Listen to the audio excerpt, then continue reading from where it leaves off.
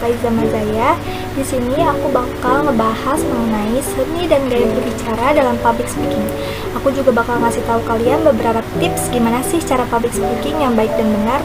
Walaupun sebetulnya secara pribadi aku juga belum terlalu menguasai public speaking, but I will still tell you guys karena di sini kita bakal sama-sama belajar. So let's get started. Sebelum aku masuk ke inti pembahasan, aku bakal ngasih sekilas informasi terlebih dahulu mengenai apa itu public speaking. Jadi, public speaking sebagai seni berbicara di depan umum lebih banyak dikenal secara teknis. Keterampilan berbicara tersebut sering ditemukan dalam praktik-praktik komunikasi seperti pidato, ceramah, dan lain sebagainya. Secara historis, sebenarnya di masa Yunani dan Romawi kuno, public speaking memainkan peran penting dalam bidang pendidikan dan kehidupan sipil. Bahkan secara keilmuan, public speaking telah dipelajari jauh sebelumnya pada masa Aristoteles tahun ketiga sebelum Masehi dan masa kepemimpinan Roma. Lebih lanjut dalam bukunya, Lukas menyajikan public speaking sebagai berikut. Public speaking, as its name implies, is a way of making your ideas public, of sharing them with other people, and of influencing other people.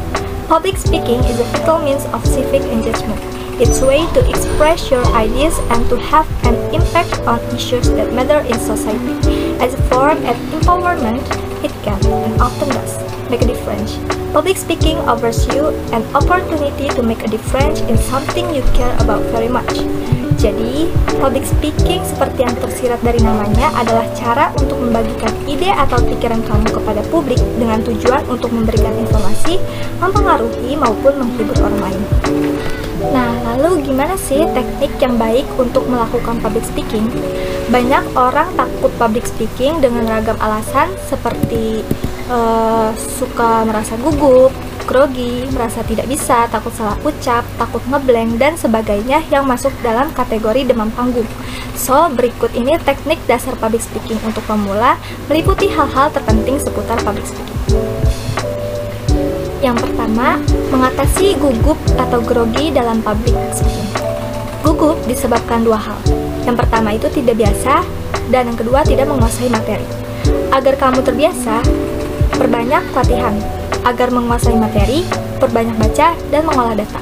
Dijamin jika terbiasa dan menguasai materi, kamu tidak akan gugup lagi. Gugup juga sering muncul bagi yang sudah terbiasa dan menguasai materi. Misalnya sebab ada di antara hadirin yang bikin kita GR atau seseorang yang kita hormati atau kagumi.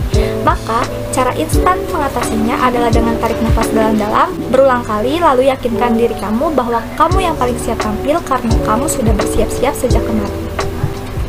Yang kedua, ada teknik pernapasan untuk public speaking. Berbicara di depan umum, jangan sampai ngos-ngosan, kurang napas atau tidak mampu mengatur dan mengendalikan pernapasan. Maka berlatihlah agar bisa bernapas panjang dan mampu mengelolanya. Yang ketiga, teknik vokal untuk public speaking.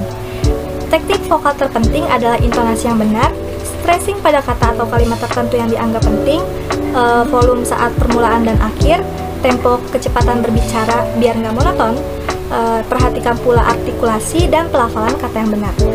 Gunakan suara asli, jangan meniru suara orang lain atau sekadar dibuat-buat. Yang keempat, ada persiapan public speaking. Siapa yang tidak melakukan persiapan, dia sedang mempersiapkan kegagalan. Who doesn't prepare, he prepares fail. Maka bersiaplah dengan mendalami materi, tema, topik, busana, kondisi fisik, dan latihan. Practice makes perfect. Yang kelima, ada teknik membuka public speaking. Banyak cara membuka pidato, namun yang paling favorit adalah membuka dengan kisah atau cerita, humor atau ungkapan lucu, mengutip pepatah atau kata mutiara, dan kamu juga bisa langsung mengemukakan inti materi yang akan disampaikan. Yang keenam, ada penyampaian materi public speaking. Takut lupa materi? Takut ngeblank saat tampil di podium? Kamu bisa membawa catatan sebagai contekan, menggunakan alat bantu visual seperti infocus, dan juga membaca naskah lengkap kemudian menghafalnya. Yang terakhir atau ketujuh adalah teknik menutup public speaking. Jika hendak mengakhiri pidato, kamu bisa memberi tanda sinyal bahwa kamu akan segera mengakhirinya. Katakan misalnya seperti demikian yang dapat saya sampaikan, semoga bermanfaat dan mohon maaf jika ada yang tidak berkenan. Jangan muter-muter lagi dan menjadikan pidato kamu menjadi tambah lama. Nah, itu dia beberapa tips yang bisa kamu terapkan untuk melakukan public speaking. Semoga sedikit membantu. Sekian dari aku, sampai bertemu lain waktu. Bye bye.